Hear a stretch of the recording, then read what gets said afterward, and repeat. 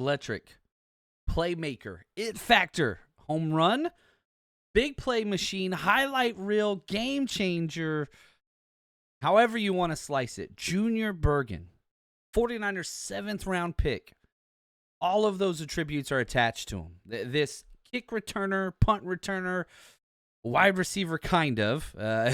You go to the quote of, Kyle Shanahan, quote, "We brought him as a returner, or we took him as a returner. So we'll throw him in with the receivers and see how that goes. But we brought him here to be a returner and try to make the team that way," end quote. This dude is as electric as it gets. Now, you have to take into account the level of competition that Montana plays against.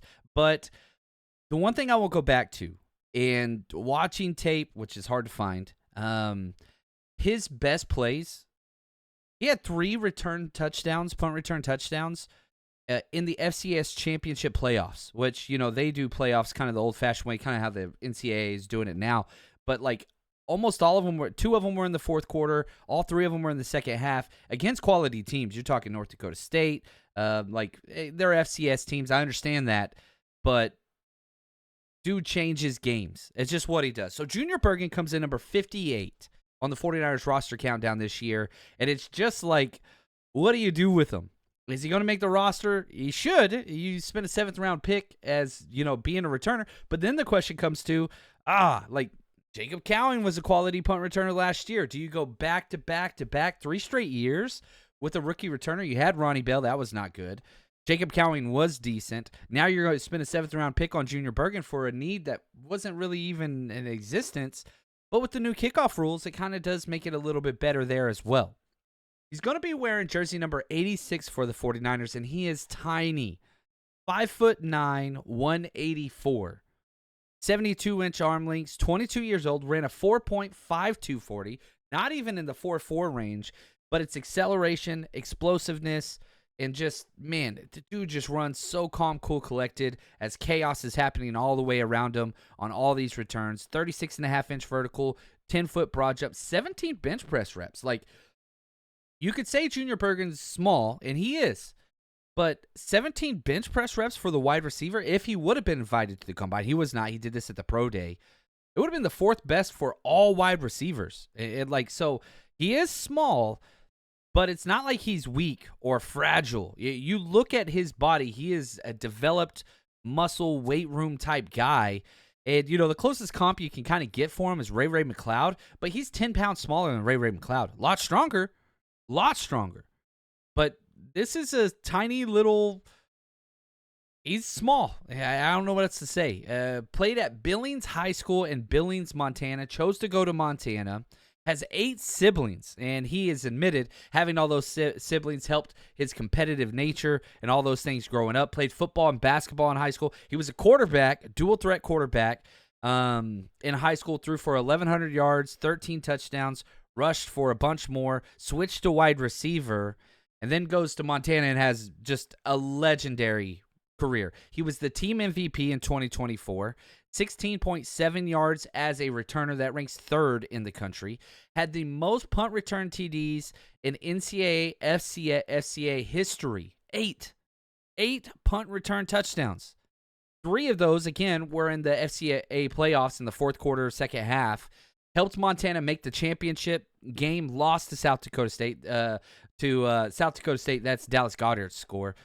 So, we've recruited those guys sometimes. So it's not like, they beat North Dakota State. They beat Ferris State. They beat Tennessee State. Not powerhouses. That's not what I'm trying to say. But it's not like he's not playing against other, NFL players. They are out there. John Lynch, this was his quote. Quote, "Our special teams guys, they both have some Montana roots." And I think this guy kind of become the sensation. And they keep talking about Brant Boyer, Cole Anderson, keep talking about this kid from Montana and really selling him to us, end quote, on why they took him. And the adaptation in the NFL for the new kickoff rule. Now, if you kick a touchback, obviously everything's different. The offense starts with the ball at 35. And so because of that, here's the next John Lynch quote after they drafted him. Quote, "Ultimately, at the end, it's okay, are we going to have a chance at free agency if we don't draft him? Is someone else going to draft him in the end? Ultimately, I do think there's added value with returners with the adjustment to the kickoff and touchbacks coming all the way out to the 35. Again, this is John Lynch talking. People are going to become less inclined to just kick it through the end zone, more return opportunities. So to have a dynamic returner is a good thing. He'll go in there and compete. He's done it really well at smaller college level, and now he's going to get an opportunity to do it with us, end quote. The return rule changed things. And is this a luxury pick? Yes. The 49ers have spent more draft capital on special teams than any other team in the NFL since Kyle Shanahan and John Lynch showed up. That's a negative. That is stupid. It has not panned out well. You have the highest punter in the league. Well, you just cut him. You have the highest kicker in the league, and he's a bottom 5 whatever. Every time they draft a wide receiver playmaker, they're always like, oh, well, returner. He can return. You look what happened with Isaac Guerrero. Fumbled so much they had to bench him. And then you're putting your star player Debo back there. The 49ers' special teams is awful.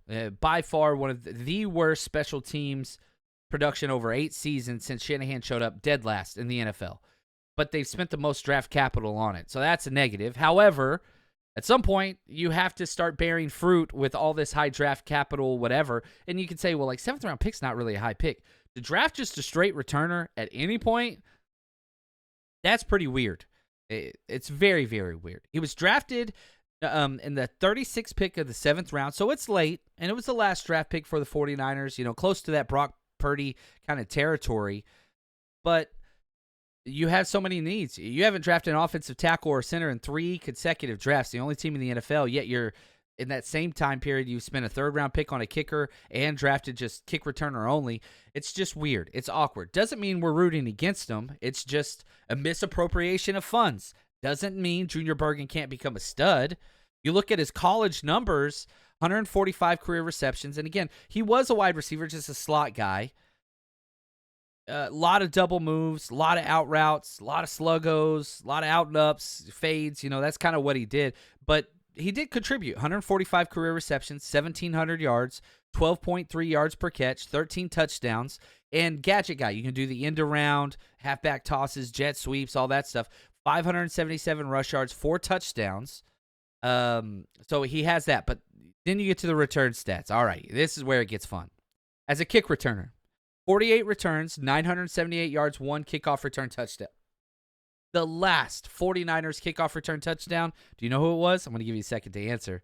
Richie James returned a kickoff for a touchdown October 16th, 2018. So will be 8 seasons ago, against the Seahawks. Punt return, okay, these are Junior Bergen stats. 68 returns, 1,136 yards, 8 punt returns for a touchdown. Do you know who the last punt return for a touchdown for the 49ers was? I'll give you a second.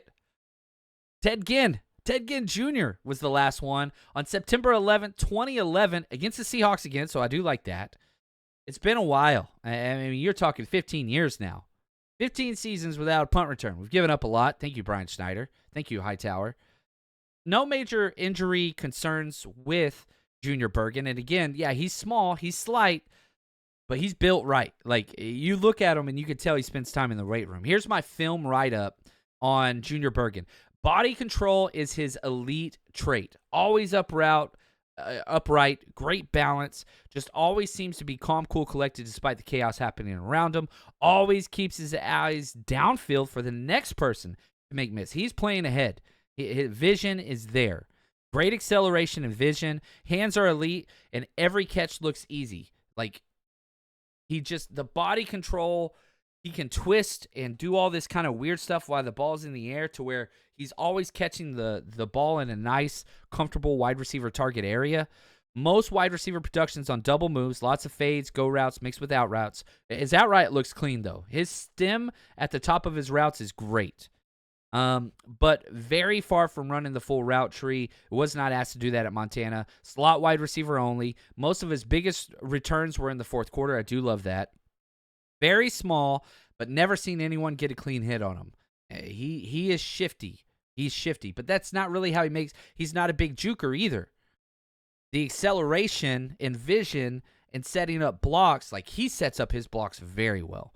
Brant Boyer, the new 49ers special teams coordinator, said, quote, "If you want to say he has the it factor, I think he does. He's one of the hardest workers on the team, end quote.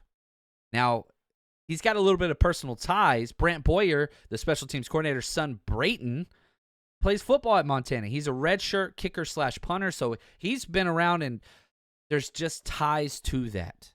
He signed on May 9th, 2025, a 4-year, $1.0 million deal. He got a $101,000 signing bonus. Had 19 starts, played in 51 games. And last year, again, let's just look at last year's numbers alone. 13 games, 8 starts, only 565 snaps. Almost all of those, 431 of his wide receiver snaps, all in the slot. He's a slot guy only. 125 special team snaps. He's a punt returner, kick returner. You're not going to put him anywhere else out there. Slot wide receiver, punt returner, kick returner, that's it. And even the slot wide receiver is like, well, let's wait and see. He's got to develop. He is not, they did not run a pro-style scheme. It was a spread, 4 or 5 wide, just 4 verticals every other play, I swear. 48 receptions, 542 receiving yards last year, 11.3 yards per catch, 3 touchdowns. 21 kick returns for 455 yards, 10 punt returns. He had 10 punt returns for over 20 yards. That's huge. That's one of my favorite things. Like, I love the touchdown highlight reel plays. I want to give the offense, as a punt returner, 1 fewer first down to get. Does that make sense? So, like, when you see a 20-yard punt returner, 20-yard punt return, that's 2 first downs you don't have to get now to get into scoring position. That's the kind of stuff. Make it shorter. We always called it hidden yardage. You know, I was a special teams coordinator. It's like hidden yardage. We're going to win that. And we would blast that up on the walls. Like how the offense had to go this many fewer yards. The defense had to protect, this much fewer yards before teams could get into scoring position. Hidden yardage is huge, and the 49ers have been awful at it. Terrible. Now, what's the best case scenario for Junior Bergen? He's got to make this roster as a returner only. He impresses at camp, has 1 or 2 highlight reel returns, and he makes the 53-man roster. He's the punt returner. He's one of the kick returners. That's kind of what you've kind of set him up as. And again, back to Kyle, quote, we took him as a returner, end quote. You took this guy and you cut him. That is a wasted 7th-round pick, but the 49ers have done that in the past. There is room for him on this roster, especially with the new IR return rules, PUP return rules. You don't have to cut players to stash them on IR or PUP. They don't count against the 53 initially. They do count as one of your 8 return roles, but you have a little bit more leeway. On top of that, this 49ers roster is not deep. You do not have the depth. This is not the 2022 49ers roster. It's not the 2021 49ers roster. You have sacrificed so much depth whenever you did not have any main free agency signings. You just skipped that part of the offseason. Now, you're hoping the 11 draft picks and the 6 undrafted free agents can make this roster, but that's a lot of young pups. And so there is room because the lack of depth across this that's my biggest weakness on this entire 2025 49ers team. But because of that, the silver lining is guys like Junior Bergen, pretty clear pathway. If he is cut, that is a gigantic miss. Again, late 7th-round pick. Calm down, John Chapman. But it's just like, man, you could have used a tackle. You could have used a lot of positional players. When you take these luxury picks, they have not panned out for the 49ers at all, at any point.